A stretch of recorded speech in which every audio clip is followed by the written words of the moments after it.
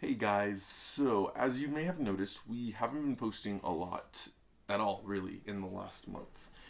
When we originally started, we wanted to do a whole big thing for December, but unfortunately, my father passed away the evening of Thanksgiving, and so we found out that the following morning, and because of that, we ended up having to go to Texas and spent several weeks in Texas. So, just to give you guys some details, for those of you who don't know, my father was suffering from COVID.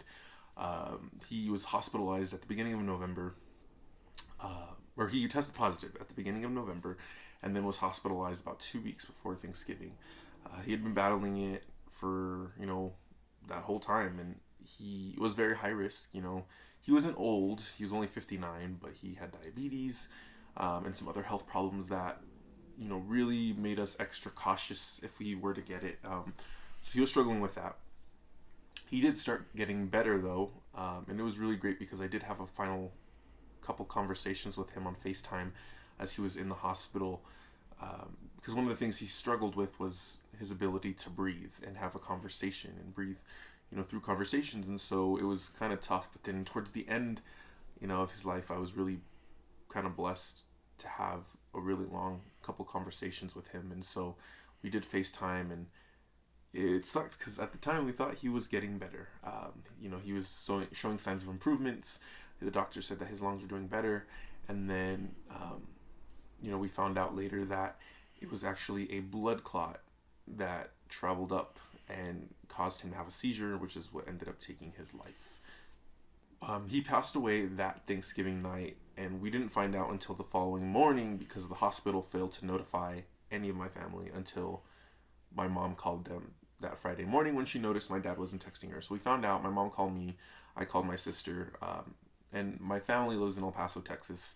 My sister was in Abilene. I was here in Denver, and so obviously chaos ensued, and we made every effort to get down to Texas as quickly as possible once we found out. And so we were fortunate enough to be able to go to Texas and I spent about 3 weeks there just being with my family, because one of the things about COVID was there were so many deaths in El Paso that it created a delay in everything. And so it by the time he passed away that Thanksgiving, we weren't able to bury him until the 17th of December.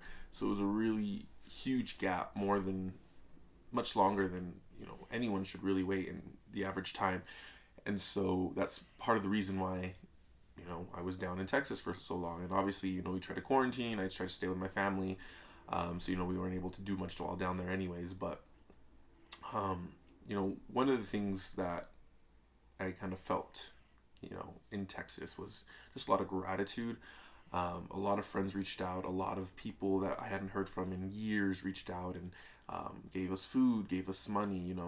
We were really worried because we didn't have any life insurance under his name. We didn't have any money to do a funeral. And one of the reasons he didn't have life insurance was because he had so many health problems. He was uninsurable.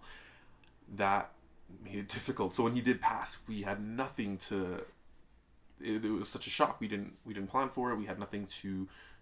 No money set aside for anything like this, and we were really nervous. And a lot of people came through, and they paid out in the GoFundMe, and so we were able to bury him in a decent ceremony, which was really really nice.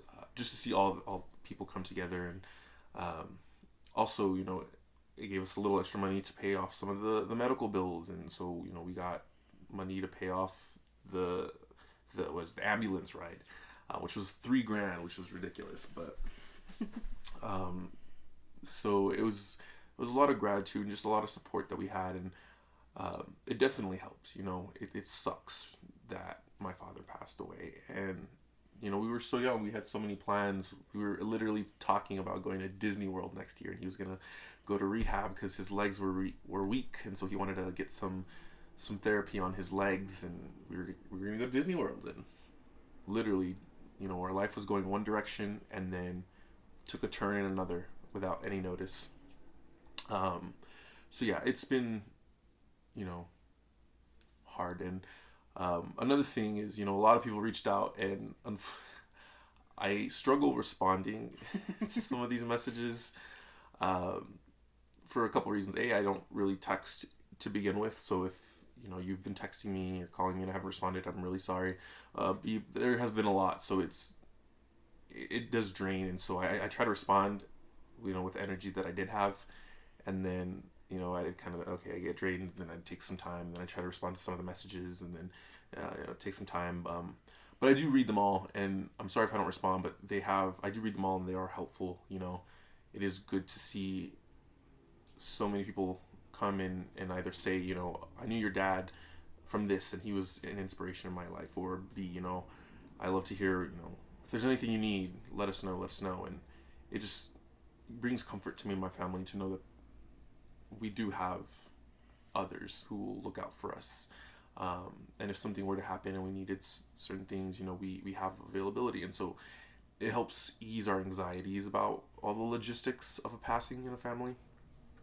And it just, as corny as it sounds, it warms our hearts to see all these different messages coming in. And so, if you sent them and didn't get a response, believe me, I read them, I appreciate them, but it's hard to to get words out sometimes. So the whole process for a really long time just felt like a weird dream. I had to call friends and family and just let them know my father passed away. And when I said those words, it didn't feel real. I felt like I was, playing a part in a movie. And those were words I was just saying. And so for a really long time, it didn't feel real. And I hadn't seen the body until the funeral. So it was just very surreal. But then it was also very shocking because we legitimately thought he was gonna get past this. When he first got it, we were terrified, but then he started showing signs of improvement. So that kind of gave us some false hope, essentially, that he was gonna get through this. And we are Christians, and my family's Christian, and we have a huge Christian community, and a lot of people were praying, and we thought, okay, so many people are praying, God's gonna get my dad through this. And unfortunately, that wasn't the plan. We prayed and the prayers didn't work. And I have to be okay with that. And, we have to be okay with that. My mom and my sister, we all have to be okay with that. And it sucks. For me, how I felt, I was angry at first, or frustrated. Maybe when I first found out, I was more shocked, because I really thought he was going to get through this. People were praying. I thought this was going to be, the story of how my dad overcame COVID and, got help from prayers of people from all over the world. Because people from all over the world really were praying. We had a church in the Philippines, a church in Guam, a church in Puerto Rico.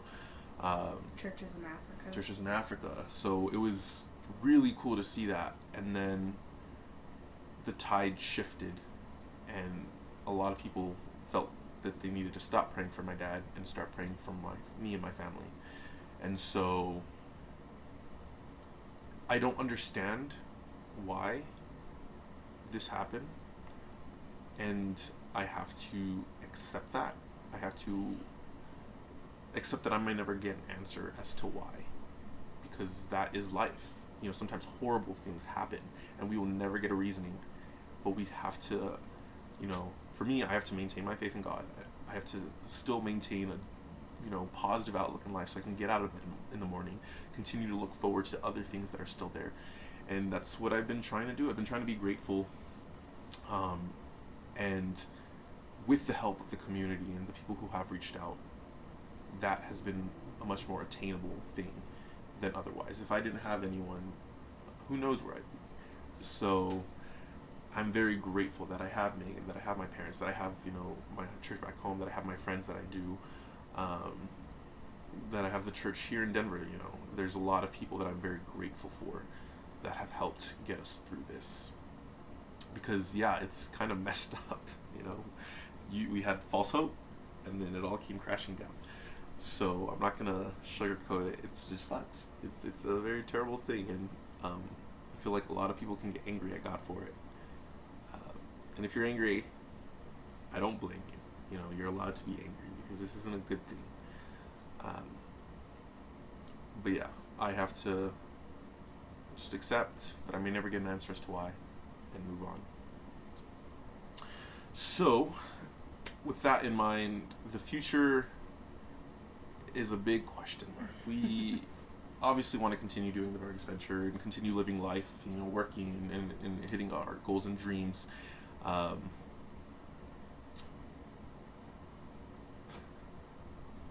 want to talk a little bit about how the holidays. Go for it.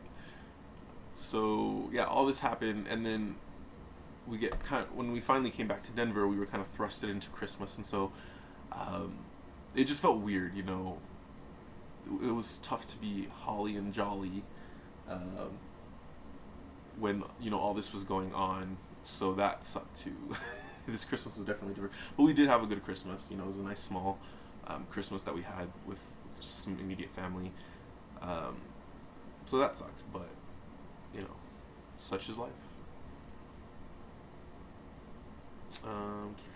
So when it comes to what the future holds, big question mark. We obviously still want to do the Vargas Venture. We still have goals that we want to achieve.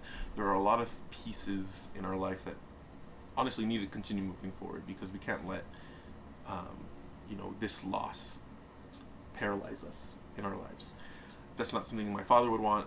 That's not something that we would want. We need to move forward, and that is a part of the grieving process, is accepting and moving on. So obviously it's gonna suck and I still feel the hurt, and I'll probably feel that for the rest of my life. I don't know, but in the midst of that pain, I have to be able to still get up and do things, and still be a husband, a brother, a good son. I gotta call my mom more now, and so there are responsibilities that I have that I need to maintain, as well as keeping my own sanity and being able to move forward and having a fulfilling life that would make my dad proud. So yeah, with what the future holds, we're just gonna continue to push forward, whatever that looks like. We're gonna try to get back to a consistent schedule now that all of the logistics, kind of have been laid to rest. So, we have a lot of stuff planned, and we hope that you guys can join us for the journey. I just want to say once again, thank you for everyone who donated, everyone who sent a message, or sent a gift or something. This is tough on our family, but like I said, it really, really does help with donations and the gifts and the words of encouragement and affirmation. It really does all help, and so we're in a lot better spot because of that. And so I just want to say thank you.